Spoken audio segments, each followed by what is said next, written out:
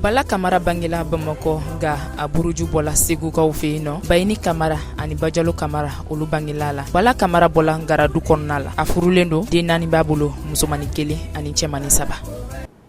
Assalamu alaikum Liberté Télé kanbaga amba fawe aw bismillah ya fo aw sigiro la aw bismillah tuguni aw ka émission mandi kene ka no de aw ka kene émission mi labena LTV nyamoko soba fe ko wala sa alibi artistu ko ka do faralu ka yele mboka alibi donc amba fo aw ma alibi tuguni ko aw bismillah aw ka jabara nu koro aywa comme aw yere bora ka etum jomi anga bi invité antara fo Segu antara fo duguni waro ani ambolo bo anga kuma kala do no fe ale bora kuma kala du bala no de Bala Kamara bala bismillah sago amba fi ko imité ani wele ina na nga wele jabi ajarani merci encore d'être venu. C'est normal Kamara c'est avec un grand plaisir. Alhamdulillah. Bon alhamdulillah bismillahir rahmanir rahim a'udhu billahi minash shaitanir rajim Allahumma salli ala sayyidina Muhammad aladan ma fi ilmi la salatan da'imatan bidawami mulkullah ambe barkada ala na ka kiraye kademe ñini o ala bayn fe kanum yan sigiya ani dambe don ani ka ma ñumon ko ñuman do ye ani ka an fashiya ka la pasa o mi yan sigiya ala kan de ma barala amina biba nga fuli bi yere kosobe nga fuli be initiative tabaw ye nga fuli be Liberté Télé soutien dembe la jelena anyamo bela jelen olu de yakanu ka artistu bo dibila kubla yelena ngoni finte fo ye ni deme baga ñumante donc baro ni sigira diara ñere Kamara abasako aywa jana nga do masala yere kono folo ka mbe ñogon baro parce que bitay kuma yere bita ko na ma tenten ka fese ka ñebere yere do parce que ni bora do be bola te kay me ka bola ka kay o de Bala Kamara ina fa ya fa tukume na kono nawla maliam munum be no bon alhamdulillah d'abord je suis très content ni question ijaranye tout simplement que Mali ne b'a fait Mali un cadon Mali jamana barkama ye chogodi Mali ndembe bangi kay du kono geleyabe kay dimi do be du kono chogoroba te asagola am chogoroba desera ateson ki daga sumago abado cho wali jamana kan shiro jugube konko be bogoli be kasobe wallahi ne Bala Kamara flega ni fenfafo ne ya be nyana mo ga barotere ngata ma folo kera Gabon ni bara folo min ke Gabon bi de mena bona baroy ayona ntara ni bara folo min soro o murudajiya de jami ne be murudajiya me machinita wallahi ne be machinita ka dankana me machinita ka dankana be yala sugu konno la mburu munum be nu dakagu mba anyinu fo ba jia mu dajia e ba do brusuko na Gabon olu be tugo sokko kono sogo de faga wonu ya faga ba bla faka kumu o kumu ne muru mana ke ko tikeni yo dajia kasaka gele mais ne ya munyu tunga de kama ka bo muru dajia la ka boulangerie barake ka bo boulangerie barala ka boisson ke wotoro kono kana jo sugu kono ka fere ne Bala Kamara yake Gabon ka munu mendo ubado ka boisson to wotoro kono ka tla ka doga dana ta ka danga ka butiki kalfana ko ferowe ka kila tugun ka parfum ke ka saki ko nafa ka yala ka fe ka tunga ira mo la ka man ngon ko ni mbeko fe kan daka nyini fala ni ndaka ira na ngani ku nyona ala ni horonke kelen sababu wallahi ne Bala be Mali fe me Malien fe me farafina fe me horon fe horon nyana ma horon kay wi Alhaji Abdallah Denke haja fafuna Denke do sarmoy modendo Segu modendo Mama Touré modendo ale de ne mi kan débrouiller kan hinamina ka doni kamale mi se ka ke koye shini nga fa ka deme wala da kele ka ledu dimma kan million compte ka dimma ngana nyeda mfani baka malla amba foko ani chew wali yana mais senge munu ni yafo nya itunga de la wa amba don abe tunga la mais ama miri fawni bawdema ani am ta fe jamana nga toko ambe dusuta ambe bo bon ne yɛrɛ n sigi ka miiri o la n kelen tɛ dɔw sɛgɛnna sɛgɛn kɔfɛ lafiya ma na dɔw sɛgɛnna lafiyabaw nana n ko ne kɔni bɛ tunkaranke bɛɛ jansan ni nin pasa in ɲa don ni n balimamuso de y'a kɛ n'o ye Baba Kɔnɛ ka Jɛnɛba Jabatɛ ye baden ɲuman don an y'a kɛ kuma laban na n ye barikada kɛrɛnkɛrɛnnen kɛ n yɛrɛ kɔrɔkɛ ye n'o ye Baba Dabo ye tɔgɔman jamu n'o tɛ Baba Kamara don Baba Dabo don a bɛɛ ale fana ye funɛ ye ne ye funɛ ye et c'est la première fois ne ka funɛ fana ye k'i jɔ ka funɛ tanu awɔ a yɛrɛ balila la ko pourquoi a bala e k'i bɛ nin kɛ ne ye balimaya kama mais anw ka kabila la an ɲɛ b'a la funɛ tɛ jɔ ka sɔn dilan funɛ ye bon ne kɔni y'a kɛ minnu banna ka kɛ bɛɛ b'i ta kun dɔn mais a kun tɛ parce que adamadenw a bɛ jɛ ka ko diya ɲɔgɔn bolo an bɛ jeliw ye u bɛ ɲɔgɔn pasa da u bɛ balimaya diya bon n'an bɛ se ka ɲɔgɔn dɛmɛ ni fɛn min ye an b'o kɛ mais ka hommage kɛ tunkaranke bɛɛ la tout simplement Jami l'homme malien est fier de lui-même et l'homme malien se bat il fait tout pour que ka laɲini a ka se ka kɛ latigɛ ye donc sur ce je dirais bon courage à tous ceux qui sont à l'extérieur tunkaranke bɛɛ n ka foli b'aw bɛɛ Asie, Australie, Afrique, Amérique, Paris et continent africain. En un mot. Exact. Voilà. Yarabi, Allah ka taga ni ka segin nɔgɔya bɛɛ lajɛlen ma. Allahumma amin, Allahumma amin. An bɛ fɛn kelen fɔ k'an sinsin o kan. Aw kana ɲinɛ so kɔ. Exactly. Aw kana ɲinɛ so kɔ. Ayiwa Bala, an donna contexte dɔ kɔnɔ. Namu. Bala bɛ se ka mun fɔ anw ye Kamaralakaw kan. Kamara. Parce que Bala yɛrɛ Kamara, n y'o de fɔ bi an bɛ kuma so de kɔnɔ bi. An bɛ duguninkɔrɔ de bi. N teri Jami nin diyara n ye. Dans l'histoire réelle, n'i ko Kamara a bɛ kɛ mɔgɔ caman ɲɛna ko Kamara ye kelen de ye. Et pourtant dans l'histoire du Manding, n'i ka ɲinini n'a bonyana, i b'a ye Kamara ka ca kelen ye. Awɔ. Ne ni cɛkɔrɔba dɔ ye baro kɛ parce que ne ka ɲinini tɛ dan Mali dɔrɔn ma. Ne ka ɲinini bɛ taa fo Guinée, n ka ɲinini bɛ taga fo Gambie, ne ka ɲinini bɛ na fo n yɛrɛ wolodugu la n'o ye Segu duguninkɔrɔ ye, n ka ɲinini bɛ se n yɛrɛ jatigiw ma n'o ye jeliɲumanw ye, n ka ɲinini bɛ se n jatigiw ma n'o ye hɔrɔnw ye parce que ko dɔ bɛ yen a kɛbaa de bɛ se k'a f'i ye f'i k'a faamu. Manden Kamara yɛrɛ ye wɔɔrɔ ye. I y'a faamu mais anw ye Kamara min ye anw ye Maka hɔrɔnw ye. Maka hɔrɔn. I y'a dɔn ka Makanka da i kan o ye ko wɛrɛ ye ka hɔrɔnya fana da anw ye Makan hɔrɔn de ye. Maka hɔrɔn ni bi tɛ i b'a anw ye maa fila de nɔfɛ ɲɛnamaya bɛɛ wa fo bi an b'olu de nɔfɛ dɛ nka ni ko ɲana a bolofara bɛ caya Jami ni bi tɛ maa o maa n'i bɛ Ala ko la n'i b'a fɔ la ilaha illallah ma tɛ yen fo Alahu kelen i bɛ segin k'a d'a kan Muhammadun abduhu wa rasuluhu sallallahu ta'ala wa sallama anw bɛ tugu olu de kɔ anw funɛw bɛ tugu Ala jɔnw de kɔ minnu y'u ka ɲɛnamaya bɛɛ bɛn Ala ko ma o Ala jɔn ninnu nɔfɛ taama i y'a dɔn masakɛ ani dɔnnibaga ɲuman olu t'i ban ɲɔgɔn bolo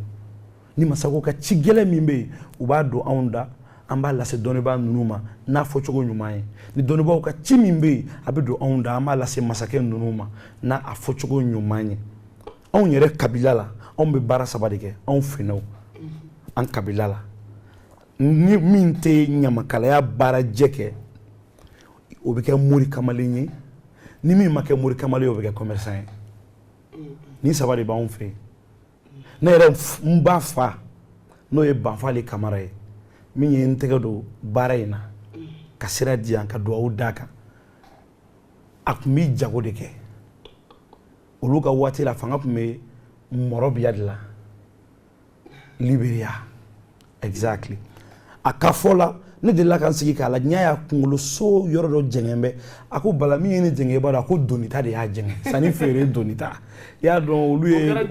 exactly a bɛ jago kɛ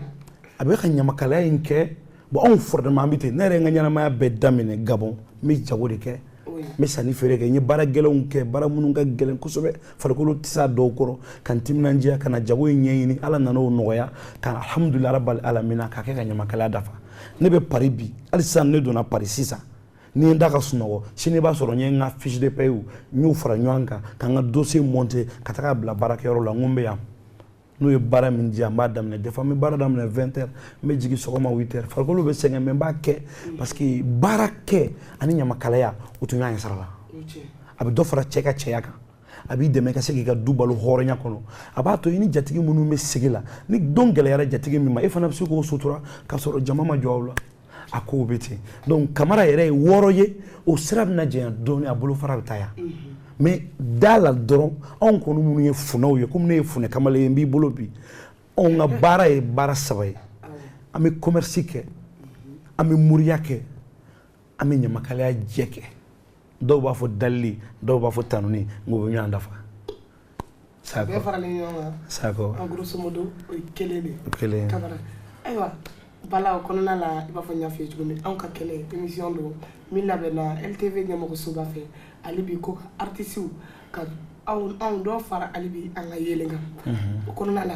an y'an bolo se i dɔgɔnin dɔ ka clip ma ne yɛrɛ dɔgɔnin dɔ n'o de an ta sumano ye latigɛ masa i sera Sɛgɛnɛ den ma i sera Gafure Hawa den ma i sera Adamu den ma i sera jalimuso ma jalimuso min fa ye juru don ne na ni n b'a dɔn saya bɛ n sɔrɔ n tɛ se k'a sara n'o ye Idrissa Sako den ye n'o ye Asan Sako den ye an ta sumano ni n taara Ameriki dugu dɔ bɛ yen ko Philadelphie n donna ye siɲɛ 10 n bɛ bɔ New York ni ɲɛnafin ye minɛ n bɛ taa da ye n bɛ si so kelen de kɔnɔ a ka so don Idrissa Sako Fana Jara cɛ n bɛ dumuni min kɛ a kelen don a bɛ kulusiw fara ɲɔgɔn kan minnu sɔngɔ ka ca n'a se tɛ ne ye a bɛ monturuw fara ɲɔgɔn kan a bɛ samaraw fara ɲɔgɔn kan samara bɛ se a bolo 1,000,000 Louboutin na samara bɛ se a bolo 100,000 Louis Vuitton na samara bɛ se a bolo Gianni Versace k'a di parce que marque ka di Bala ye n teri fɛn ɲɛnamaw kɛra hɛrɛ ale de b'a caman san valise 1 valise 2 k'a d'i ma wallahi o de wolola jalimuso in na jali an ta duguna ko ni fɛn t'i la an b'a fɔ ko o yɔrɔ la ko filaniw ko bonya bɛ nin kɛnɛ in na yan an ka jelikɔrɔbaw don k'u bɛɛ bonya bɛ nin kɛnɛ in na an ye baarakɛla cɛman n'a muso bɛɛ k'u bɛɛ ka foli bɛ nin kɛnɛ in na PDG bɛ fo parce que jamana nin a n'a jugu tɛ kelen ye faso dɛmɛbaga ani faso tɔɔrɔbaga kelen tɛ muso bɛ waso n'a den min ye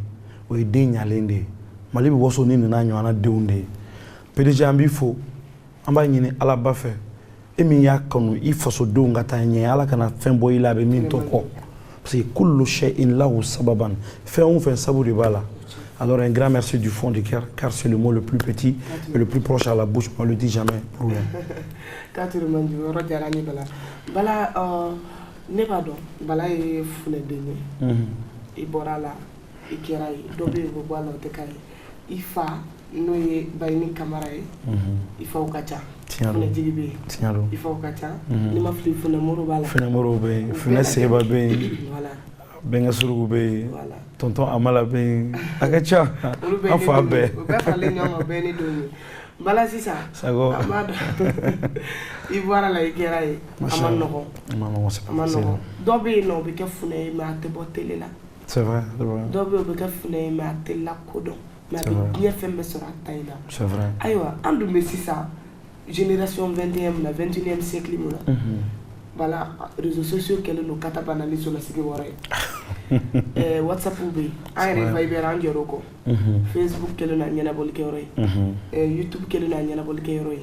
ye WhatsApp yɛrɛ kɔni o kuma parce que maliyɛnw b'o de dɔn maliyɛnw bɛ WhatsApp de dɔn sinon Twitter bɛ yen nɔ Instagram bɛ yen mais maliyɛn jarabi kɛra WhatsApp de ye mais jarabi jugu selon moi a ma faamu dɔw fɔra e Bala ma dɔw fɔra ne Jami ma dɔw fɔra filɛlibaga in fɛn fɛn caman fɔra an bɛɛ ma a dɔw ye tiɲɛ ye a dɔw tɛ tiɲɛ ye mais Bala e bɛ réagir cogo di par rapport à ce truc là ni minnu bɛ kɛrɛfɛ les ont dit Mba Nteri alors je te dis un grand merci une question in diyara n ye parce que j'ai été victime comme beaucoup d'artistes comme beaucoup d'hommes aussi au départ pour être honnête a daminɛ na wagati dɔ kɛra ni n y'a mɛn i y'a dɔn foyi man jugu fo maaw ka kuma dilan i kan kuma min ni tiɲɛ bɛ se k'a yira ɲɔgɔn na dɔɔni k'a dilan komi tiɲɛ ka sɔrɔ tiɲɛ tɛ bon i kɛra nintigi o nintigi i sera i yɛrɛ la i ma se i yɛrɛ la dusukun bɛ tɔɔrɔ donc wagati dɔ kɛra a ye n tɔɔrɔ n ko n tɛ fɛn fɔ mais adamaden juguw ye fɛɛrɛw tigɛ u ye scène dɔw monter ne yɛrɛ Bala Kamara kan Jami ne kalenna Ala la Ala b'a dɔn Ala bɛ se ka ne faga ne bɛ se ka n yɛrɛ di saya ma n t'a kɛ wallahi ni bala bɛ se ka nin di saya man ta kɛ mais n tɛ kuma ala place la parce que ala sago de bɛ kɛ ne na ala sago de bɛ kɛ diɲɛ bɛɛ la ne sago tɛ kɛ ala la n bɛ ala fo ka ala barikada ala min ye n tanga ala min bɛ ka an bɛɛ tanga ala ka an tanga hali bi mais au départ n tɛ kuma mais ça arrive à un moment ne kumana mais solution kelen de b'a la n teri n b'o fɔ n badenw ye filɛlibagaw lamɛnbagaw mankan cibagaw u ka laɲini ye fɛn dɔ dɔrɔn de an ka réagir u bɛ information kolon di n'an réagira an bɛ information ɲuman di u ka laɲini bɛ sɔrɔ a filanan ye min ye e ni mɔgɔ min bɛ kɛlɛ ɲɛ t'a la nka ale ɲɛ b'i la nka patron ɲɛ bɛ aw bɛɛ la ala n ka hɔrɔnmusoba dɔ bɛ yen a ye n jigi tugu ɲɛnamaya kɔrɔ kosɛbɛ n b'a dɔn a ɲɛna ɲamakalaba caman ma n y'a sɔrɔ ala ni n yɛrɛ kɔrɔkɛ funɛmadu sababu ani n kɔrɔmuso ma kuyate numéro 2 sababu n'o ye madame kani haja sise bapulo a ka parina dɔ la n nana baro komi kɔrɔlen n b'a kɛ cogo min kumakan kelen fo bi kumakan in bɛ raisonner n kunkolo kɔnɔ a ko bala ne ko naamu a ko wallahi ne siseba ba de y'a fɔ n ye k'a y'a mɛn a bangebagaw da ko jɔn o jɔn n'i ka ɲɛnamaya bɛnnen don ka adamadenw lebu i bɛ lebu fana kɔrɔ dɔn ne k'a dɔn jami e jogo ye nin de ye k'a fɔ n ka tiɲɛ fɔ quoi de fait que n b'a dɔn i jami jogo dɔ bɛ la a jogo in man ɲi i t'a fɛ maa ka bɔ a kalama ne ka wuli dɔrɔn ka t'o fɔ i b'a dɔn o ye tiɲɛ fɔ de ye dɛ ko maa min ka baara kɛra o ye i kunna bɛ goya a plus forte raison maa min bɛ nkalon namara k'o da mɔgɔ la a kɔni b'i se janɛmɛ ma siga foyi t'a la n'a tigi ma yafa ala tɛ yafa o ye kelen ye wa i tɛ sa fo ala ka lebu ko dɔ s'i ma min bɛ kɛ tiɲɛ ye e tilal'i ka nkalon tigɛ la ala bɛ tiɲɛ se e ma a b'a na i ma na cogo la se foyi t'i ye k'a bali i bɛ lebu an b'a la deli ala ka ni silamɛden bɛɛ kisi o ma hakilila kelen dɔrɔn de b'a ka funɛdennin na n'o ye ne bala ye ni nana ɲɔgɔnnaw nana dɔrɔn gardons notre calme et restons sereins et soyons sages manifin bɛɛ ka hakilila tɛ kelen ye dɔw ka hakilila ye tiɲɛni ye dɔw ka hakilila ye ɲɛni ye ni ɲɛnikɛla ni tiɲɛnikɛla bɛnna ɲɛnikɛla ka to a ka ɲɛni kan ala bɛ ɲɛnikɛla dɛmɛ tiɲɛnikɛla ka to a ka tiɲɛni kan ala bɛ tiɲɛnikɛla dɛmɛ bon ni bɛɛ dɛmɛna i ka baara la ni min kan ka hɛrɛ sɔrɔ a la fin o b'a sɔrɔ min kan ka tɔɔrɔ sɔrɔ o b'o sɔrɔ sinon c'est très dommage c'est très dommage comme le dit les blancs le silence est d'or c'est vrai sinon pas là a ma nɔgɔ mɛnɛ c'est pas du tout évident caman bɛ fɔ u bɛ baga i sigilen ma dɔrɔn k'a ta k'a nɔri la ben c'est vrai caman bɛ fɔ ni émission in na là an bɛ masala an bɛ baro en cause an bɛ mɔgɔw labɔ ko kalama Jami dɔ de la ka une fois à émission na dans les rumeurs comme ça n sigilen bɛ ne t'a lajɛ Facebook la sincèrement parce que n'i y'a lamɛn i bɛ fɛn dɔ mɛn a bɛ tɔɔrɔ pour ne pas me faire mal ne t'a lamɛn n ka mɔgɔw b'a dɔn fana u t'a fɔ n ye tugun u b'a dɔn ne b'a dɔn a bɛ yen mais u t'a fɔ n ye mais dɔ y'i kali ala la ko elle a été victime ko ne bala bolo sera a ma Jami kabi ala ye ne bala camarade Jami n ye n kale n daba ala la n ye jɔn nɔgɔlen ala ye masa sanuma ye kaba ye n da kabi n ye mɔgɔya dɔn n ko bala nin de ye mɔgɔya ye cɛ ka kan ka muso bonya su ma walahi bilahi talahi n ma deli ka n tɛgɛ kɔrɔta k'a da wali maa kan bugɔli sira fɛ n'i y'a da ka ɲi fo bilahi walahi bon ala ye n seere ye o b'o bɔ mais dɔ y'i kale Facebook kan ko elle a été victime ko ne y'ale bugɔ ko k'a sɛbɛkɔrɔ bugɔ ah bala on ay toto commune nga donc ne ya fara ne pas ne ya fara non à la violence faite aux femmes ça et moi je l'ai jamais fait et je demande aussi à tous les hommes qui sont vraiment des hommes forts de ne pas le faire voilà farago balale Camara famille donc du coup ambassadeur bien donc donner émission kelen keneka ambo de fo ne faites pas attention à ce que les gens disent sur les artistes mo be mi fo artiste ma artiste e mo jamni bora jamala doro ta plus de vie privée ti bolo play menere bolo artiste ti dende artiste tirade artiste mo ni dusuku na mandila mo mbesegi la yele imagine ni musique kunte bien on a comme quelque ça allait être dommage imagine tout le niela kunte comme quelque chose avec galère mais je m'avais ajouté une chose il y a un bon point kono le tout puissant Allah subhanahu wa ta'ala aya fo akuma sanumana ko fa arifuni qabla an ta'buduni inni lam ta'rifuni fa kayfa an ta'buduni abamanan kan munye ayine ala don ne ka jon yana ka kem batoka na tendon abe bato chogodi bo ala yo foyoro mina on yere adama don kan ga nyogo nyine ka nyogo don min fora imani fi nyama kaka barado prend même 24 heures ka gera la ka fréquenter ka laje kuma incinye anangalo ni e ma haklima ina do somi koni mine ngani e ma gera la e ma nyine ka don o ya fiye chugumi ya la kalete afoba ni jurumu la kaleba ni jurumu bo ala ka jurumu ko o here asoromandi de asoromandi ala kan be kisama ayo konna la bala amina ambulu sama dono fe dia tora la gari kuma ni mo kom te la gari doro agwa ay mai bala ko bala oh ay rebe ba do bala baba c'est deux frères ou be falo be bala c'est vrai. Quel est le rapport que Bala entreprend avec Baba Niamé, son frère? Bala n'a dogoni tchela bichogodi. Bon, alhamdoulilah. Vous savez, nous, depuis tant petit, on a eu... Bon, je vais le dire en bambara. On a perdu notre maman très tôt. On a fatura Jona. Nous fatura Kaneto Sanji Woro. Baba Sanji Saba. Baba doni bange baka fatura asoro enfa abe bulbulu la donc on obligé ni baba farla de kaba fitini baba be amamso bulu no ya amamso e paikore o ba fana be ya nkluma sama e paikoroba Abidjan ne bala me mon ke bulu no ye ne ba fa e banfali camara segu ne baba farla nywana kaba an fitini bon o fara nywana la baba tara Abidjan ne tara segu mais temps en temps sans savoir ça nanou kono ambe bina nyogon soro Bamako ne mamso me bagaraji no tara ni baba bina ni baba ni baba bi nyogon ya mi nyogon tindo nyogona o tara nere Abidjan ne sankelen san flake ne labana ka sigana tugu malla baba to Abidjan baba de ka gré malla o kera quand il a commencé à avoir les 14 ans 15 ans baba ko na ka domse na fa baka Abidjan mais on ba yan fla doron de to jami ne denga follow mon premier fils ne a togoda Baba Niamé la ne denga follow il a 10 ans aujourd'hui nya togoda baba de la anga chokoroba ka ya fama no baba ini akoma ko pourquoi ne be baba togoda ka le retu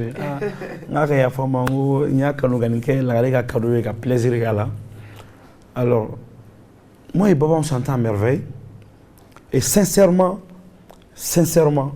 ba ni badembe fait comme une émission télé de à m'en profiter ka jamana dum la sera beki bade mine baw deli surtout na be barakelena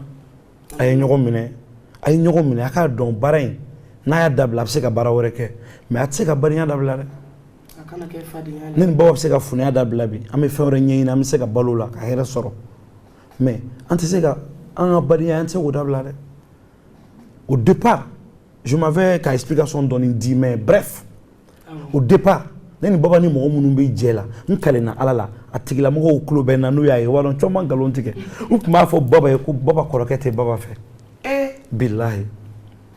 afora ne do ka fakele mbakele ko baba yi koroke balati fere ki hashiriya de bala ki be min soro kata soro baba be buma ko bala be pari baba be berla bala be berla olute bala don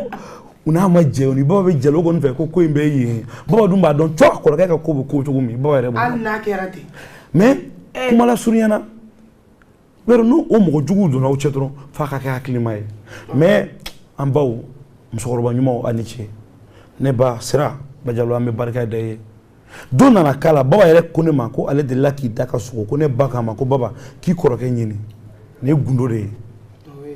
ko musokoroba na sogo bi ale koroke nyini o asoro ne fana bi sogo ndokoni nege bena ko nga nyini asigira an kumana mo munun kumana anye abe malula et je m'avais dit une chose sachez-le bien l'union fait toujours la force el ijtihadun wal quwwatun nyogomine de fangay ni aw kera barakelina aw make barakelina bade maw fade maw an kan nyogomina mo kuma ayatoy ala ma den yere do be nyana mayala uluti fuy nyalen fe fuka tia parce que na nyana ou place bi doya na tiena ou be place baso mais ni baba koni je te jure wallahi pi ni koni ma bala ni e tɛ yen i kɔ bɛ kɛ cogo di n b'a fɔ baba balolen don fɛn tɛ n kɔ la ça je m'avais le dire kɔda Adamu denkuraninw fa ko bɛ yen dɛ mais b'a kalama funɛkɛ dan bɛ kɔɲɔmuso kɔrɔ i mais kabi madamu jiginna lagare banna ka na mais Jami ko bɛ yen dɛ ko bɛ yen nɔ i ma ko kɔnɔna de la funɛ i tɛ wuli ka na i dalen bɛ filamuso kɔrɔ non mais cogo di ta Jami a dalen bɛ filamuso kɔrɔ bɛri la funɛkɛ yɛrɛ minɛ bɛ k'a nugu k'a bonya ayiwa ne ko bebe nin kelen bɔra la funɛ n'i ma na filanan bɛ bɔ a la dɛ ayiwa kɔnɔna la ko kɔnɔna la anw lagariw fana hinɛna siraniw na a mɔmuso kelen da siraniw la pour que u k'u dusu da sinon diɲɛ tolen de lagariko la o kɔnɔna na n bɛ foli di n yɛrɛ kɔrɔmuso ma Amisa ko parce que n'i y'a mɛn lagariw siraw de fɛnɛ don i ye sakomuso min wele n'o ye madamu Kuyate ye parce que u ka jigita hɔrɔn in awɔ ne yɛrɛ woloba Amisa ko biba ko dɛgɛ min jali bɛ yen nɔnɔ min jali bɛ yen nka ne ko n ko bɔnbɔn mugan jali bɛ se ka sɔrɔ yen mais kulon tɛ sɛbɛ sa n teri i ye jalimusoba de tɔgɔ fɔ funɛ kamalen an bɛ waso ni jali ɲuman sɔrɔ ye komi an waso ni hɔrɔn ɲuman sɔrɔ ye ala ni e yɛrɛ sababu ne gɛrɛla e badenmuso in na Jami ala ka ɲi ala kira ka ɲi ni jalimuso in ye jaliw bɔ sabu de n ka fɔra wa de n'i ka funɛdenni man kan ye ani denkɛ Bala Kamara i n'i ka bebenin n'o ye Basiru Kuyate ye min ye jeli kamalenw to kuma na ka baaraba kɛ ka différence ba don ani jelikaw cɛ an tila ka retour bɔ ka mais lagare ninnu u bɛ tila ka ko to sɔgɔlen ninnu ni siraw ta la an hinɛna siraw la sira fɛn fɛn bɛ télé kɔrɔ nin wagati in na anw ka kɛnɛ kanubagaw la sira fɛn fɛn bɛ ka na wa kun fɔlɔ a to n ka ɲagari tu sais Jami Bamakɔ yan ɲamakala du fɛn bɛ Mali kɔnɔ bi a kun ka di bɛɛ ye k'a fɔ k'i dɔgɔnin ye Baba Ɲame c'est vrai mais ala y'a di Bala Kamara de ma ani e Jami Sakɔ ani Mali ɲamakala bɛɛ Jami a to n ka ɲagali baden ɲɛnama ni ala y'a di maa ma e dɔnni b'i kɔ la ko sera ne Bala Kamara ma bi Pari dugukolo kan ne kan ka bɔ Bamakɔ ka taa dilan n tɛ taa n b'a fɔ baba nin kɛ tan a b'a fɔ n kɔrɔ n b'a kɛ ten a b'a dilan a to n ka funɛkɛ in n k'a bonya yira mɔgɔw la maa kɛ in mɔden a to n k'a bonya yira maakɔrɔnin mɔden a to n k'a bonya yira seyi mɔden a to n k'a bonya yira jaka mɔden a to ne ka bonya yira n bɛ Hakumata Kamara denkɛ in de ma ne bɛ Kanku Kamara denkɛ in ma Bayi sɛgɛnbali ɲinanbali Siseba denba ɲuman b'a denkɛ de ma n bɛ Bajalo ka sɛgɛn de ma Baba Ɲame wallahi ne badenkɛ ye a ɲɔgɔnnaw dan a fasiya la lagare ko t'i la han min na ko tɛ ala la ala sago ko tɛ o la Baba Ɲame Tamba Ɲame e min tɔgɔ bɛ i ɲɔgɔnnaw ɲɛnajɛ c'est vrai e min kɛwale bɛ i ɲɔgɔnnaw kunna wolo n'a fɔra k'i bɔra du min kɔnɔ du lafiyalen don baba sira ka baba ko t'i la han lagare ko tɛ e la o nka mankan to i kɔ i ka taa ɲɛ bani n'i ye Air France décollé Bamakɔ yan n'a kɛra jetibaw ye a tɛ taa fo mankan ni yɔtibaw bila bajibaw kan n'u bɛ boli maɲa min aw kulusendaw n'a bajiw ni ɲɔgɔn cɛ a bɛ mankan to a kɔ n ba i ni sɛgɛn ne ba i ni sɛgɛn non yɔrɔ la an bɛ foli la di an ba fɛnɛ ma n'o ye Bayi Kamara ye wallahi ani sɛgɛn à chaque fois quand tu t'adresses à Bala ou bien Baba u b'a fɔ k'olu ba ye Bayi Kamara ye c'est vrai donc an b'a fɔ aw ba ɲuman an baw bɛɛ ye dɔ kɛ mais Tani Pa ye belebele kɛ voilà Tani Pa ye belebeleba kɛ ko a fɛnɛ bonya ka makan k'u fo o y'an ka cɛkɔrɔba kɔrɔmuso ye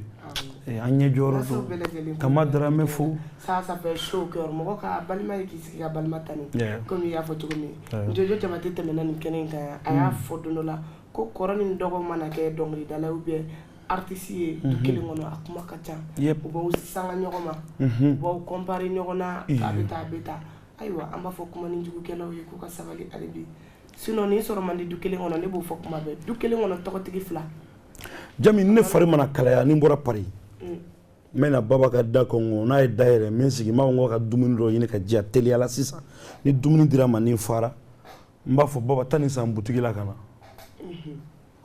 a bɔtɔ t'a jigin fiyewu ko n bɛ ko o ko kɛ n'a nana a b'a sɔrɔ n y'a bɛɛ kɛ n bɛ armoire dayɛlɛ n bɛ bazɛnw lajɛ minnu ma don n bɛ naani da kɛrɛfɛ ka samara lajɛ min ma don ka naani da ka parfum 2 ta n yɛrɛ nana ni parfum ye a samana min na o bɛ yen mais ma min fana y'a bolo n'i m'a sama o la n b'o fana ta k'a kɛ mana kɔnɔ ka sɔrɔ k'a fɔ n ko ni cɛ don a ka magan na. o tuma bala e ma ye mɔgɔ ka ni ɲinɛ donnen armoire kɔnɔ. ni bɔ ɲɔgɔn na cɛ o bɛ se ka kɛ yan.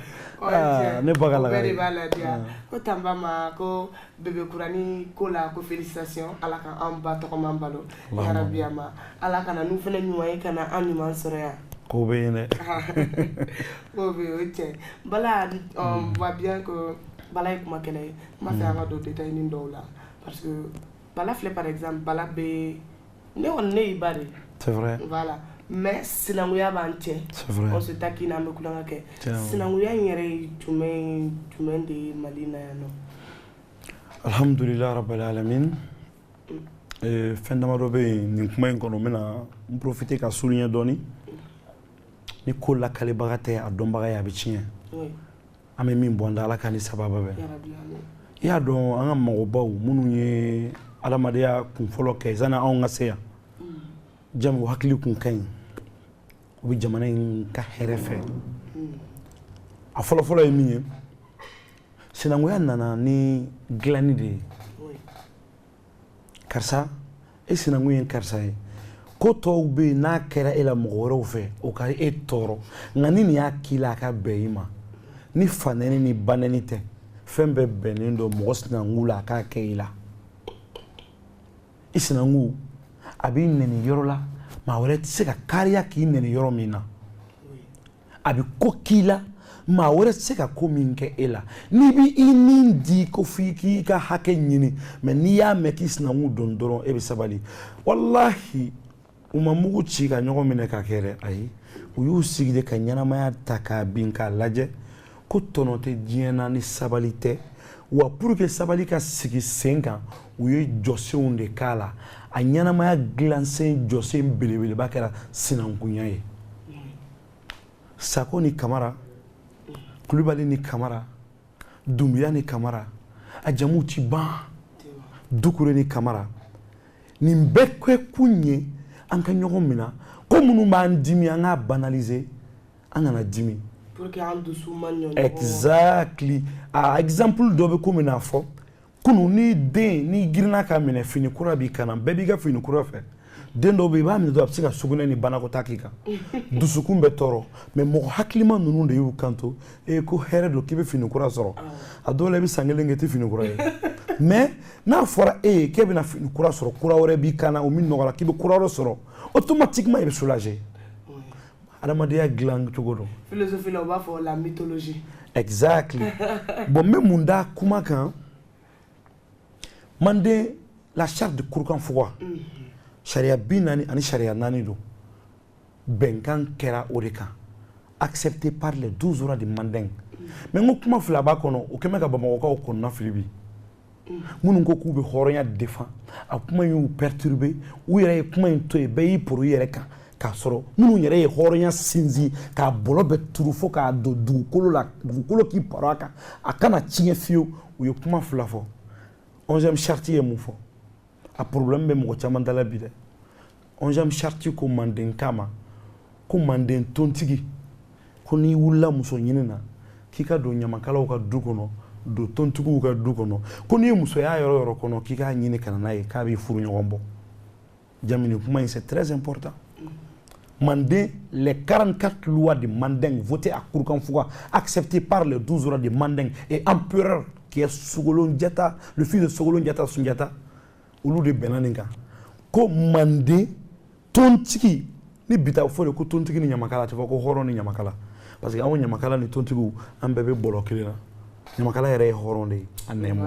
mais mission do de bambulo nga nga accompli ni mami a accompli kala Nyamakala nyumanye ni min desero kala Nyamakala juguye mais venant à nos moutons o sharia tani kele na sharia binani ni nani na ko tontigi ka wuli a ka taa muso ɲini tontigi du kɔnɔ a ka ɲini Nyamakala du kɔnɔ k'a bɛɛ ye hɔrɔn ye n'a ye min ɲini u k'a d'a ma a k'a furu ko nka a kana fɔ Nyamakala muso ye k'o ka Nyamakalaya kɔni dabila parce que quel qu'en soit alpha o wolola k'a sɔrɔ a fa bɛ Nyamakalaya kɛ au 12e charte après l'11e charte et 12e charte ye mun fɔ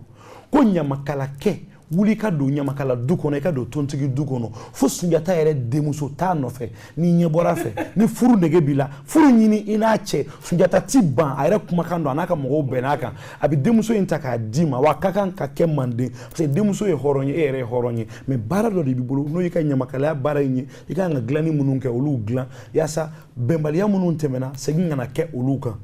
n'i ye denmuso in ɲini a ka d'i ma ni denmuso dir'e ma dun e fana kana fɔ denmuso in ye ko fo ka kɛ ɲamakala ye parce que quel qu'en soit alpha o ɲɛ yɛlɛla k'a sɔrɔ a fa ye tontigi de ye a tɛ ɲamakalaya kɛ bon nin bɛɛ kɛra mun kama ka dilanni kɛ o charge de kurukan fuga la ni den bɔra i ka so i bolili den kɔ i bolili muso kɔ ko f'i k'a bugɔ n'a sen y'a tila ka don sigiɲɔgɔn du kɔnɔ k'i kana don ka taga a nɔfɛ ka bugɔ bon maa minnu ye nin baaraw kɛ i ye mun dilan bɛn ani kelenya bon anw bɛ se ka mun kɛ olu kɔfɛ bɛn ani kelenya hali kɔsa in na an ka kalatagaw kalafili kɛra kalata kɛra kalata ni kalafili kɔnɔ mɔgɔ caman filila bangebaga nɛniw bɔra a la masakɛ nɛniw bɔra a la kuma faratilen caman fɔra mais kalata banna bi kalafili banna bi mais maliyɛnw est ce que an ka maliyɛnya banna wa an ka fa kelen ba kelenya banna anw ye du kelen de ye minan kelen bɛɛ bolo b'a kɔnɔ n bɛ nin ɲini bɛɛ fɛ le monde entier n tɛ maliyɛn dɔrɔn kɔ bɛɛ an ka kɛ ala ye an ka ɲɔgɔn minɛ an ka kɛ ɲɔgɔn fɛ an ka mɔgɔya an ka nɔgɔya ɲɔgɔn bolo an ka hinɛ ɲɔgɔn na min y'an bɛɛ da a bɛ k'an fɛ a bɛ adamadenya nɔgɔya an bolo wa a bɛ hinɛ an na parce que ni muso ma sɔn a den tununnen tile 3 o den yelen a fɛ a bɛ ka sin d'a ma k'o bɔ a yɛrɛ la k'o fili tasuma na ala ni den nege fɛ ala min ye o muso da o ala bɛ hinɛ ka tɛmɛ muso n'a den kan o ala tɛ sɔn k'a ka jɔn ta k'i bila tɔɔrɔ la ni ko ma kɛ n'an kɛra ɲɔgɔn fɛ ala bɛ k'an fɛ ne ba nin kun ye jaabi dɔ ye k'i ka kuma jaabi n'a janyana a ka yafa ma Kamara an bɛ yan o de kama bi ayiwa Bala ne ni filɛlibagaw je pense que an ye faamuyaliba sɔrɔ o yɔrɔnin na mashallah o sinankuya ye o ye an yɛrɛ ka fɛn ye an yɛrɛ ye fɛn min labɛn ni ne y'a faamu cogo min an ye fɛn min labɛn pour que an dusukun ka sanuya ka an dusu ma ɲɔgɔn an ka kow nɔgɔya ɲɔgɔn ma voilà hali ala k'an kɛ limaniya jɔn ye Allahumma amin o kɔnɔna la Bala an ye a bɔ a ka sira kan exactly Bala on a un problème actuellement problème min bɛ yen ça persiste ça continue u b'a fɔ ko hɔrɔnden k'a tɛ furu jeliden ma hɔrɔnden k'a tɛ furu filɛ ma hɔrɔn tɛ furu numu ma ani mun hɔrɔn tɛ furu ɲamakala ma ayiwa nin ko in gɛlɛyalen bɛ sisan an ma yan dɛ jaabi i ka question diyara n ye maliyɛnw mandenkaw an ɲɛmɔgɔw an karamɔgɔw dilannikɛlaw a ye fara ne kan n t'a bɛɛ dɔn mais moi n ba ka question kɔnɔ question wɛrɛ bɛ ne bolo k'a fɔ n ba ye a k'a poser u tigiw ye ni maa o maa k'i ma ko hɔrɔn tɛ furu ɲamakala ma i b'a ɲininka ko ɲamakala ni hɔrɔn ko jɔnni yɛrɛ ye hɔrɔn ye question wɛrɛ de b'a kɔfɛ n'u ko anw ye hɔrɔnw de ye an tɛ furu ɲamakala ma i b'a a tigi ɲininka ko ale min ko a ye hɔrɔnya ni e min ye ɲamakala ye k'aw filala jɔnni yɛrɛ ye hɔrɔn ye là la question parce que hɔrɔnya ni wasɔrɔ n'a ye cogo o cogo i bɛ taa kala turu Sunjata ninnu ka guwa kɔrɔ u b'a kala ta k'a lajɛ n'a ka ɲi n'a ma ɲi n'a ka ɲi u b'a ta n'a ma ɲi u b'a fili caman bɛ fili mais ninnu y'u nin di k'a honorer u y'u joli bɔn k'a honorer olu de bɛnn'a kan i b'a dɔn jɔnya bɛna sira caman de fɛ baro bɛna ɲa dɔɔni ni kunun don mɔgɔ ye fila de ye Manden hɔrɔn ani jɔn alors hɔrɔnya bi jami e ni ne ye hɔrɔn ye mais jugu bɛna kɛlɛ bi an kan se bɛ se ka kɛ e ni ne na automatiquement olu b'an kɛ jɔn ye an ka hɔrɔnya sara an ka jɔnya wolola mais a se bɛ ala ye an bɛ den sɔrɔ u bɛna revanche ta n'o sera jugu la u b'anw récupérer an ka hɔrɔnya bɛ segin an ma n'an sera ka jugu minnu capturer k'u ɲanama minɛ olu fana bɛ k'an ka jɔn ye u ka hɔrɔnya sara ko in bɛ ten de dɔw bɛ jɔn sɔrɔ an ka jɔn ye nin a ye den wolo an ka so o ye jɔn den ye dɔw bɛ jɔn sɔrɔ sɛbɛn n ye n taara sugu la n y'a feereta sɔrɔ n ye wari bɔ ka don a la dɔw b'a sɔrɔ kɛlɛ kɛnɛ kan mais ɲamakala walima hɔrɔn ɲamakala k'a fɔ ne den tɛ di nin ma nin ye hɔrɔn ye o ɲamakala filila hɔrɔn kɛ t'i sigi tontigi k'i sigi ne den tɛ di ɲamakala ma anw ye hɔrɔn ye olu fana filila nka ni hɔrɔn ye ɲamakala ta i t'a fɔ ɲamakala k'a ka ɲamakalaya dabila ni ɲamakala fana ye hɔrɔn ta i t'a fɔ hɔrɔn ka kɛ ɲamakala ye a tɛ kɛ ɲamakala ye mun na e ka mission tɛ ale ka mission ye a bɛ den minnu wolo i la i ye olu ka mission don mais ale ka mission tɛ n'i y'a jateminɛ lawale la hɔrɔnba ninnu tontigiba ninnu ɲamakalamusow tun b'u bolo olu ma ban tali ma e y'a dilannen kɔ après siècle san kɛmɛ jate e bɛna ko kura dilan i yɛrɛ tɔgɔ la ko o danbe ta k'o ɲɛsin yɛrɛ ma o ye fili yɔrɔ ye dɔw b'a fɔ k'a tɛ kuranɛ kɔnɔ c'est vrai fɛn dɔ tɛ kuranɛ kɔnɔ mais bɛnkan bɛ olu kɔ mais nin tɛ o la n'a kɔnɔnafili bɛ maa min na a ye wuli a ka se a sɛbɛnnikɛlaw ma u b'a sɛbɛnnen yira aw la noir sur blanc n'an donna min gasi la o ka kɛ yafaba ye. J'espère que faamuyali sɔrɔla nin ko in exactly parce que an bɛ tile min na bi ko ni gɛlɛyalen don dɔɔni a kɛmɛ ka an ka ɲamakalamuso caman tɔɔrɔ a kɛmɛ ka ɲamakalakɛ caman tɔɔrɔ hɔrɔn dɔw bɛ yen u diyaɲɛmuso u dara muso minnu na n'u b'a dɔn furuɲɔgɔnw don ɲamakalaw don u ka sigi gɛlɛya an bɛ bangebaga dɔw b'u jɔ i t'a furu e b'u ban furu ma ni fɛn min donn'u ni ɲɔgɔn cɛ k'a sɔrɔ e kumakan don k'a sɔrɔ furuɲɔgɔnw don ala fana b'i minɛ o ma dɛ ala k'an ni sababa bɛ ala yɔrɔ la yarabi ala ka an bɛɛ bɛn ni sigiyɔrɔ ɲumanw ye Allahumma amin o kɔnɔna la Bala i b'a dɔn émission in anw ka kɛnɛ émission don komi n y'a f'i ye cogo min ala bɛna LTV ɲɛmɔgɔsoba fɛ hali bi ko ka dɔ fara artiste ka yelen bɔ kan Monsieur Touré patron donc émission in kɔnɔna la an bɛ fɛn dɔw fɔ an b'a fɔ ko élément du jour o ye jumɛn ye a bɛ se ka kɛ i b'a fɔ sisan Bala e taara événement dɔ la a ka di i ye ka événement parti ka bɔ ni émission in na baba ka denkundi bɛ nalen peut-être a ka di baba ye baba ka denkundi parti dɔ ka bɔ sumu ka bɔ Bala ye muso kura furu Bala b'a fɛ a ka mairie ka bɔ télé la walima Bala ka anniversaire kɛra Bala b'a fɛ n t'a dɔn n'i bɛ k'a faamu a bɛ se ka kɛ i ye artiste ye komi i n'a fɔ i tɛ artiste ye donc ni e mɔgɔ min b'a fɛ i ka o parti ka bɔ i ka événement ka passer ni émission in na i bɛ weleli kɛ au 66 74 33 48 66 74 33 48 aïwa au kɔnɔna la Bala an kun bɛ kalo tɛmɛnen on était de l'autre côté du fleuve an bɛ aïwa ko Jami family olu ka lancement officiel kun bɛ samiya ba kɛra Bamakɔ jeli denmisɛnninw bɛɛ kun bɛ yen dɔn dɔw kɛra yen kabako don n'an yɛrɛ kun b'a dɔn an kun bɛ taa an ka dɔnni kɛ Bala dɔn poussière dɔ wulila bolikasobugu kɛnɛmani na ye a ma nɔgɔ ye dɛ ayiwa saniya ye bon nin tun ye Jami family mɔgɔ ka lancement non franchement bɛɛ lajɛlen k'an b'u fo kanu na non vraiment club o club n'a sigilen don artistes tɔgɔ la Bamakɔ yan an b'a club bɛɛ lajɛlen fo parce que n'i y'a mɛn an b'an da k'an b'an da ka sunɔgɔ o b'a sɔrɔ Bala dɔw de farala ɲɔgɔn kan ala ni diya ɲɛ ni kanu k'an ka d'u ye ka club sigi an tɔgɔ la wallahi c'est vrai ayiwa nin tun ye Jami family mɔgɔ ka lancement ayiwa bɛɛ kana n'i ka éléments ye dɛ Bala e yɛrɛ ka fɛn bɛ ne yɛrɛ ma bɔ yan n jigila damadɔ bɛ yen n bɛ fɛɛrɛ kɛ o kana n'o ta ye parce que ne ye image min ye nin ka di a ka di fɛn duman ka di anw ye nin ka di kojugu a bɛ se ka kɛ denkundi ye a bɛ se ka kɛ kɔɲɔ ye a bɛ se ka kɛ anniversaire ye a bɛ se ka kɛ i b'a fɔ su o su artistes bɛ kɔɲɔ animé a bɛ se ka kɛ yɔrɔtigi bɛ se ka na ni élément ye i b'a fɔ artiste a ka d'a ye o ka di kojugu bon nin ka ɲi yɔrɔ wɛrɛ fana ma a ka ɲi yɔrɔtigi ma parce que fɛn lakodɔnnen o sɛgɛrɛ ka nɔgɔn fɛn lakodɔnbali ye je pense que nin initiative ka ɲi an bɛ Liberté Télé mɔgɔw fo nin jigiyaba in na Jami yɛrɛ fana i sera ka nin jama sanuma in fara ɲɔgɔn kan ni hakili ye i n'i ka denmisɛnninya ne ba ye n ka denmisɛnnin ye i sera ka nin baaraba in kɛ c'est que i fana mɔgɔ bɛ se ka jigi da i ka sini ni sinikɛnɛ k'a fɔ i bɛ se ka kɛnɛ wɛrɛ sigi kɛnɛ min ka bon ni nin bɛɛ ye an bɛ baarakɛɲɔgɔnw fo k'i balimaw fo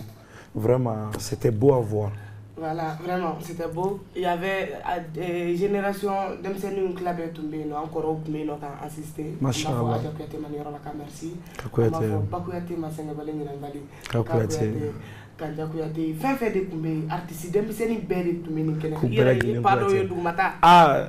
Tiɲɛ yɛrɛ la ni maa yɛrɛ tun bɛ yen i kun ni i tufa dɔ. Ayiwa Bala o bɛɛ kɔfɛ i yɛrɛ bɔra ka artistes ye funɛw b'a la dɔnkilidalaw b'a la dɔnkɛlaw b'a la. Bala ne b'a fɛ k'a dɔn c'est vrai ay ka portrait que mais on n'a pas parlé de ça atun kadinye ko mais ira da diabola ni amere ka fodi bala donna kuma la tugodi parce que bala ya signalé ye tunga ke c'est vrai ye ñani yere ye tara ñani ma boli wallahi akira o bela jeli ko fe et pourtant il fasse ay kuma yo ni ya met ni woro do kuma dugude do c'est vrai ni ya met kuma doro les paroles yo kamar la ko ni kamar la kay doro iba amta kuma kunda jana nga ñani folo c'est vrai bala mais bala manna direct law apparemment bala ñani ma boli ke kana bala re dona kuma kono togodi fo ka kika bare wow Jamini jaranye ni question in anafa ka bon parce que ne bala tuma mina ni musokɔrɔba fatura ni ne taara lamɔna n mɔkɛ bolo segu n'o ye Agibu Soso ka funɛkɛ ye Banfali Kamara bon n bɛ n mɔkɛ ye n bolo lamɔna a y'a ye ne bonyanko bɛɛ kun ye tontigi denw de ye mais adamadenw b'a faamu cogo min hɔrɔndenw don n teriw n'olu de bɛ kulonkɛ ni ko bɛ kɛ ɲɔgɔn fɛ n b'a ye u bangebagaw bɛ taga sanni feere kɛ dɔw fa ye homme d'affaires ye bon olu ɲɛnamaya de kun ka di ne yɛrɛ ye ne da tugu n'a dayɛlɛ n ko ne bala bɛ kɛ homme d'affaires ye n bɛ kɛ commerçant ye olu siraw de kun taama ka di ne ye mais don dɔ la an mɔkɛ ye n wele ka n sigi a ko mɔden ne ko naamu a ko i kɛra fɛn o fɛn ye dugukolo kan ne Banfali Kamara b'a fɛ i ka kɛ kumakɛla fana ye i fasiya ye n'o ye funɛya ye n b'a fɛ i ka baara fara i ka baara kan n'i ye se kɛ i b'i sinsin a kan ka ko tɔw k'i nɔfɛ a ye n ta ka taa n di a terikɛ ma n'o ye Agibu Soso ye jɔnkɛ min y'i yɛrɛ di Ala ma fo Ala sɔnna n'a ka jɛ ni n bɛnkɛ tun bɛ ɲɔgɔn nɔfɛ n'o ye Amala Kamara ye mais Bamakɔkaw b'a dɔn jo b'a la joba kelen nkalon t'a la dɛ ne woloba Bajalo Kamara a nɔnna min dara a kan o ye joba de ye fa kelen ba kelen bon ne bɛnkɛ n'o ye joba ye ani n bɛnkɛ wɛrɛ bɛ yen Agibu Kamara ani n tanti bɛ yen n'o ye Hatuma ye an maa naani donna kalan na ɲɔgɔn fɛ sɔgɔmada kelen Agibu Soso fɛ Segu kɔnɔ nka tuma min na ne mɔkɛ a bɛ ne sigi ka kuma donda a y'a sɔrɔ ni n bɛnkɛ de bɛ yen n'o ye joba ye a y'a minɛ an fila tugura kɔ an taara ɲɔ ɲini na an mɔkɛw tun bɛ taa ɲɔ ɲini na ni ɲɔ ɲini tuma sera an selen ɲɔ ɲini na a ye ne ni n bɛnkɛ sigi fitirida fara seli bannen kɔfɛ ka kuma don an da ko Bala kana don kuma la i kunfɛ ayi jami diɲɛ ko o ko maa min donna a la kunfɛ maa min y'a ɲɛɲini ka don fo ka ɲɛnamaya ban aw tɛ kɛɲɛ yɔrɔnin dɔ bɛ yen o b'a bɔ ɲɔgɔn na ni e ye kuma dɔn i donna a la i kunfɛ a sina i tɛna o dɔn parce que ni maa m'a fɛ yen a bɛ fɔ nin ye a n'a fɔ i ye i janto nin na a bɛ falen nin na donc ni mɔkɛ ye ne sigi ka n bɛnkɛ sigi n'o ye Amala ye joba a ko a ma Amala i ni den a y'a fɔ wurun den la ne ka kumakan fɔlɔ kɛra o de ye ko n k'a fɔ wurun den la wurun tigɛbali n den la n den la kolo 4 jata wolola ŋana la fangolo Masiba Jata wale Masiba Jata kira ka jamɔgɔ dala wulu cɛmɔgɔ sumanguru la ŋana ko dugukolo da ka se bi ma saba ka wusa saba ye dugawuden ka wusa dangaden ye totigi ka wusa kungɔtɔ ye faama ka wusa fantan ye bon ni kumakan in ka ko dɔw yirila ne kalanna nin na ne fana ye n diya nin kɔnɔ dɛ jami ni fɛn dɔ kun ka di ne ye Segu jamana bɛɛ la o ye nugumeleke de ye nugumeleke kun ka di Bala yɛrɛ ni wula sera ne nugumeleke nege ye ne minɛ o yɔrɔ Segu ni wula sera gorobinɛ bɛ bɔ k'u sigi u ka da la dɔw b'u kunkolow dilan dɔw b'u sigi ka wosoninw jeni ne nugumeleke nege ye minɛ dɔrɔn ne bɛ se ka dalila vide dɔrɔn ne mana gorobinɛ kulu ye dɔrɔn ne bɛ se ka n tilen ka na jɔ n k'a ni wula n ko funɛdennin nanaw fo funɛdennin nanaw fo ne tɛ jamu ɲini n tɛ tɔgɔ ɲini a y'a sɔrɔ moi je devais avoir 12 ans 13 ans ne bɛ se ka n jɔ ten ka n pɛrɛn n ko wurun den la wuru tigɛbali den la sani ne ka to la olu bɛ sokɔnɔmɔgɔw wele ka fara kɛnɛmamɔgɔw kan jama bɛ caya ne ma ɔ ne yɛrɛ bɛ ala deli sa min bɛ bɔ jaba in na cogo min ɔ duuru ganani ani tan ganani ani maliyɛn b'a ka ɲamakala fɛ kojugu ani 20 ganani ne bɛ se ka 100 sɔrɔ n bɛ se ka 150 sɔrɔ don dɔ la dɔ delila ka 50 ganani de ma n'o k'a ma n ko tɛ wari ye a sɔrɔ ne t'a dɔn n k'o bɔra o ko nin tɛ wari ye dɛ ne ba n k'e ye ne namara dɛ ko funɛkɛ ko wari dɔ ko nin ye 50 ganani de ye o y'a sɔrɔ nugumeleke bɛ feere dɔrɔmɛ 10 don ne ye nugumeleke 3 san ɔ ko 20 mara ka sini kɔnɔ comme quoi la vie est là ala barika la n mɔkɛ de ye n da don kuma na n'o ye Banfali Kamara ye n'o ye n ka musokɔrɔba fa ye n'o ye n ka cɛkɔrɔba fa ye nka ale kɔfɛ n gɛrɛla n faw la n sera n fa Moribo ma n'o ye Dafejɛ ye n bɛ bɔ Paris n ka so n bɛ taa a ka so Paris n bɛ na baro denni faya la baro kɔnɔ a bɛ fɛn dɔw fɔ n ye fɛn minnu ye n nafa n sera n balimakɛ dɔ ma n'o ye Layi den ye Burahima Bagaga Gesirikɛ ne fa Moribo de y'a kalan kuma na mais ne yɛrɛ sera ale ma a ka mana dɔ don da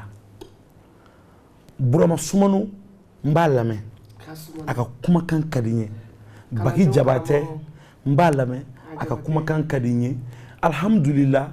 olu bɛɛ kɔfɛ Hame Sumunu ne Bala b'a lamɛn a ka kumakan ka di n ye bon ɲamakala yɛrɛ tɛ yen k'i ye kumakɛla ye Demba Kuyate n yɛrɛ kɔrɔkɛ Funɛ Madu ɲɛmɔgɔ don n kɔrɔkɛ Bagilayi Kamara c'est à dire que anw kabila bɛɛ ne Bala bɛ bɛɛ lamɛn n bɛ nin bɛɛ lamɛn n bɛ n ka tata t'a la parce que kuma tana ye min ye fo kuma kalanna k'a fɔ k'ale yɛrɛ ye kuma ye bi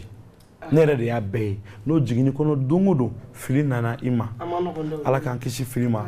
donc ne kɔni bɛ barika da nin bɛɛ lajɛlen ye ka barika da fana a lamɛnbagaw ye Jami n'i ye kuma kalan cogo o cogo f'i ka lamɛn dɛ hɔrɔn ɲuman minnu b'a lamɛn ka hinɛ an na ka jigi tugu a ye mais Jami hɔrɔnw yɛrɛ ni ne tora k'u tɔgɔ fɔ a bɛ ne miiri jigin Jeli Musa mɔden na Jami ni ne Bala sigira ni kɛnɛ kan kulun fara sɛbɛ kan a bɛ miiri jigin Jali Bakari denkɛ la Jami n ko Baba Sora ale de taara ni Funɛ Baɲini ye New York ka taga n'a ye Miami mais ne Bala donnen New York Jali Bakari denkɛ Abdul Karim Sumano tu ɲangadun baw di cɛ jɔyɔrɔmɛmuso cɛɲin cɛ a n'a cɛ de farala ɲɔgɔn kan ka ne Bala ta ka bɔ New York City ka taga ne ye Miami u ma da yen dɛ ka taa n bila Hôtel Mandarin na n taara classe affaire la diɲɛ b'a ye dugu jɛra ka n bila Palasi kɔnɔ dugu jɛra tugu ka tila ka n don ka yɔti kɔnɔ maa sɛbɛlama minnu ye nafolo gɛn ka caman sɔrɔ dollar américain na an ka yaala k'u ka sow lajɛ a ɲana ma n'an bɛ hɔrɔnw fɔ Jami a ye yafa an ma dɛ n'anw sigira yen an da b'an ŋɛɲɛ miiri bɛ jigin Binta den Jigita Masala Baseku Gambi Bazɛn vainqueur Jami a ko n Bala ne ka Bala n teri Bala n y'a garanti ta i ye ni ne Baseku ma dɛsɛ Bazɛn na i tɛ dɛsɛ a la Bala i tɛ an ka kɛnɛ fana kofɔla la ne ka réalisatrice ni coordinateur ni régie ani ne yɛrɛ Jami ne ka jɔyɔrɔ kɛ nin yɔrɔnin na sisan a lamɛn dɛ nin yɔrɔnin na sisan Bazɛn vainqueur Jigita Masa a bɛ Paris mais alamisa a bɛ don yan ni alamisa n'a donna yan a y'a gɛlɛya juma dɔ i n'i ka maaw ka fara ɲɔgɔn kan Binta den b'an finitigiya parce que a kumakan don komi Ture nana k'a bɛ artiste dɛmɛ cogo min k'ale fana Baseku bɛ yen Manden artiste tɔgɔ la ka miiri jigin Mama Nɛnɛ mɔden na jɔyɔrɔ kɛ ni jigiya Umaru Fatuma Umaru Yatasayi Omzo le Breton le Breton min tɔgɔ bɛ ɲɔgɔnnaw tɔɔrɔ k'a sɔrɔ a ma fɛn kɛ maa la Fatuma denkɛ Ayise badenkɛ Dawuda badenkɛ Yaya badenkɛ Gorobɔsi badenkɛ ne Bala Kamara ka jigiya n ka mɛ e de ma jɔyɔrɔ kɛ ni jigiya bɛ mun f'i ye bɛ mun to n kɔnɔ Bala Kamara bɛ mun fɔ i ye bɛ mun to n kɔnɔ mun kan ka kɛ ŋara ye ko ŋara jate kan ka kɛ k'i ma kɛ Bala ye ayi bi ma nɔgɔn dɛ Jami n'i tora ka cɛbaw tɔgɔ fɔ dɔ tɔgɔ de b'a gosi a nɔfɛ n'i ko Umaru Yatasayi i b'a fɔ Baroni Gambi le petit piment n'i ko Baroni Gambi i b'a fɔ Mamala n'i y'a dɔ k'i da la n'i y'a sɔrɔ i sigi tɛ n'a dunni ye i b'a tu a du man di n'i ko Mamala i kana taa yɔrɔ jan i b'a fɔ Sinila Jami ne bɛ k'an ka so min jɔ étage don so karo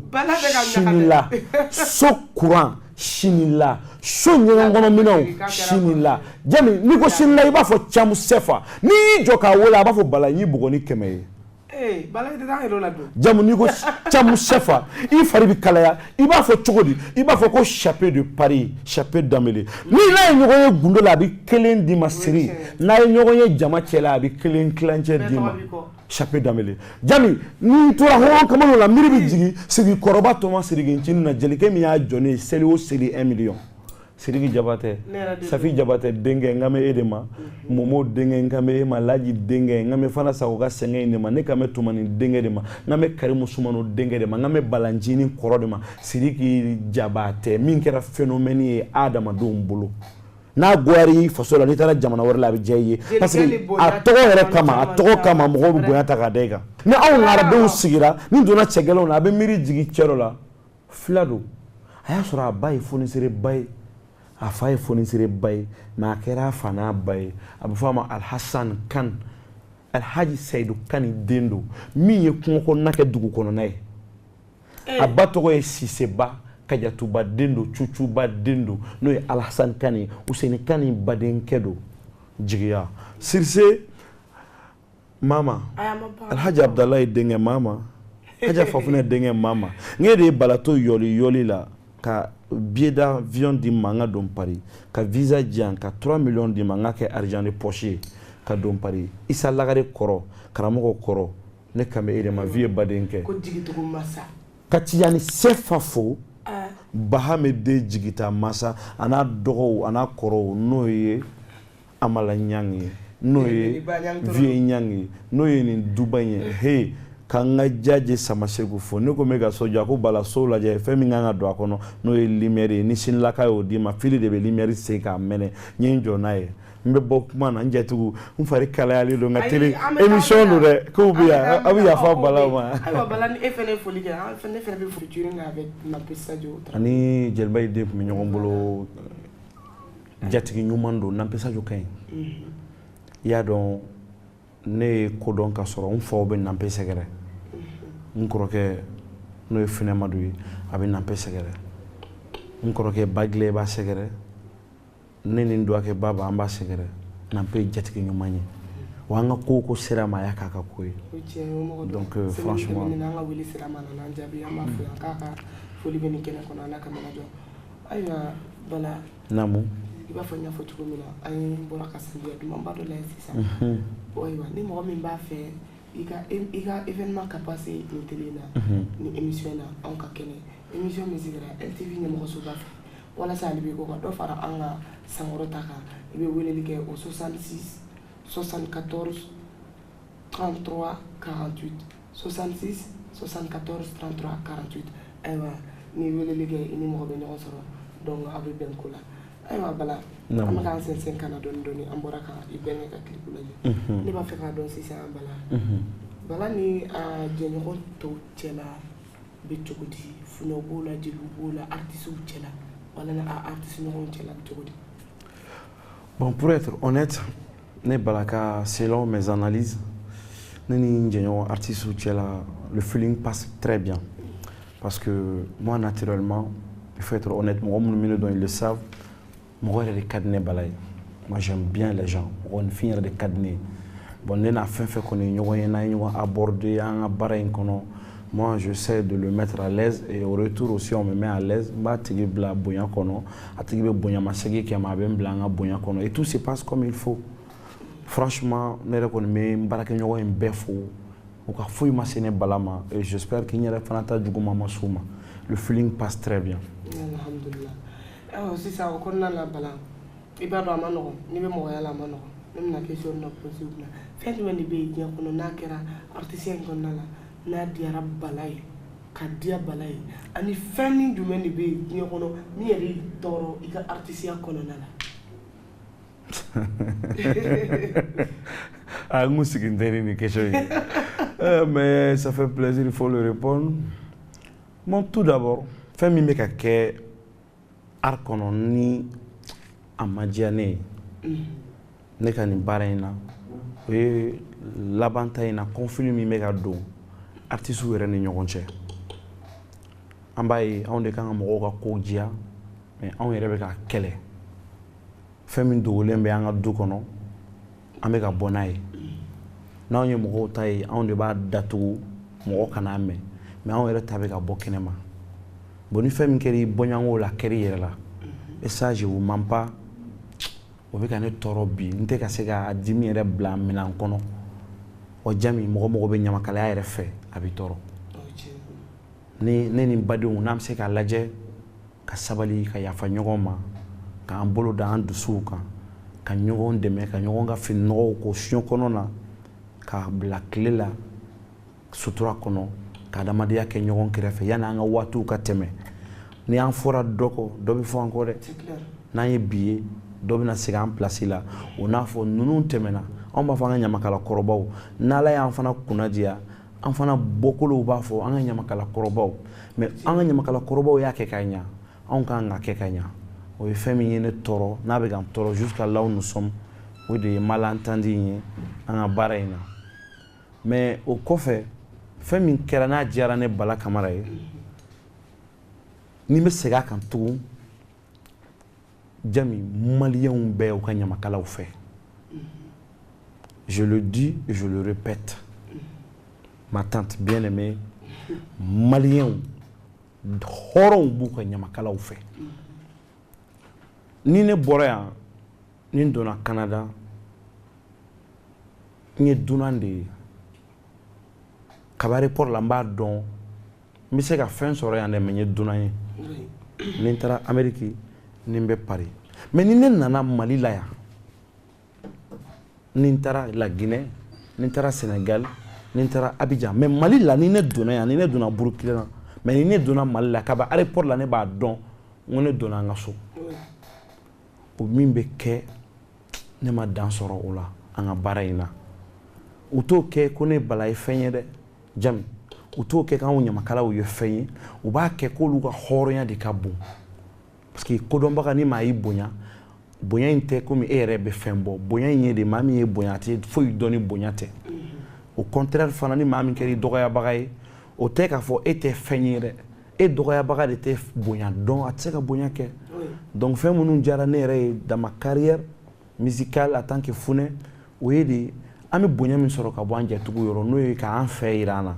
fɛn min bɛ k'an tɔɔrɔ fo jusqu'à là où nous sommes o ye an yɛrɛ bɛ ka bɔ ni ɲɔgɔn lebu min ye n'an bɛ se ka dabila an ka se ka Ala ka bonya sɔrɔ ka Ala ka dɛmɛ sɔrɔ ka adamadenya bonya sɔrɔ ka adamadenya dɛmɛ sɔrɔ o de kɔni ka di ne ye. Yarabi Ala ka hakilina ɲuman di an bɛɛ lajɛlen. Allahumma amin. Mɔgɔ mɔgɔ tɛmɛna nin plateau in sanfɛ a bɛɛ ye nin kuma kelen de fɔ an ka kɛ kelen ye. Exactly. Bala n'an welela ni dɔ ma taa fan fɛ ni dɔ bɛ taa ba yan fan. C'est vrai. Ayiwa Bala o kɔnɔna la an y'an bolo lase i dɔgɔnin dɔ don i ma fili i dɔgɔnin don Ami Dante. Donc du coup an y'an bolo se Ami Dante ka clip ma k'i bolo kolon. Ami ni Ami baara caman kɛ on a beaucoup collaboré hali sisan n ka son kura damadɔ bɛ yen n'a y'a kɛ ɲɔgɔn fɛ adamaden ɲuman don trop non jeli ɲuman don jelimuso min tour du monde kɛ n'a kunkolo ma tiɲɛ jeli ɲuman don tout duman ba un bon clip franchement rien à dire donc Ala k'an bɛɛ kisi sɛgɛn ma jamu sɛgɛn ma ye dɛ ale ma ye dɛ Bala ni mango ye Ala k'an bɛɛ kisi a ma wallahi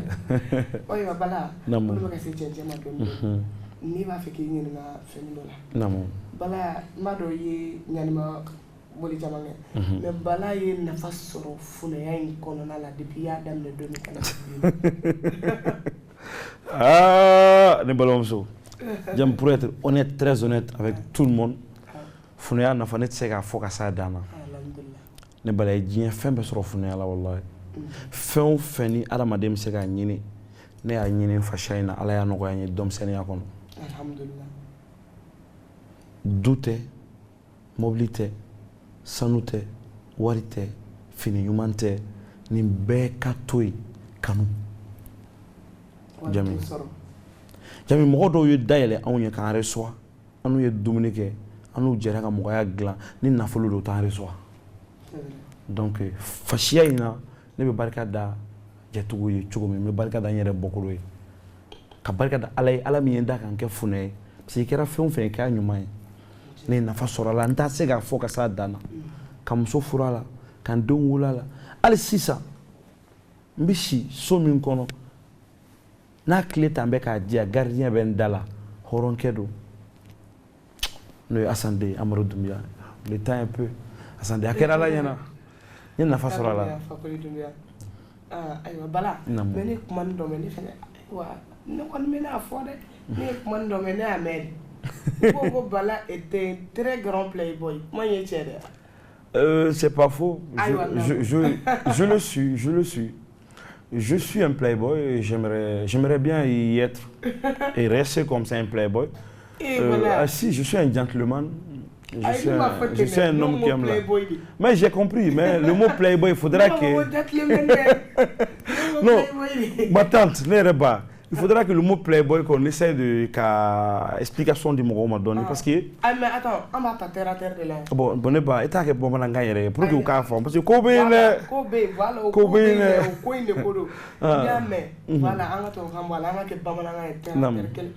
Segon mana kene kan jaraki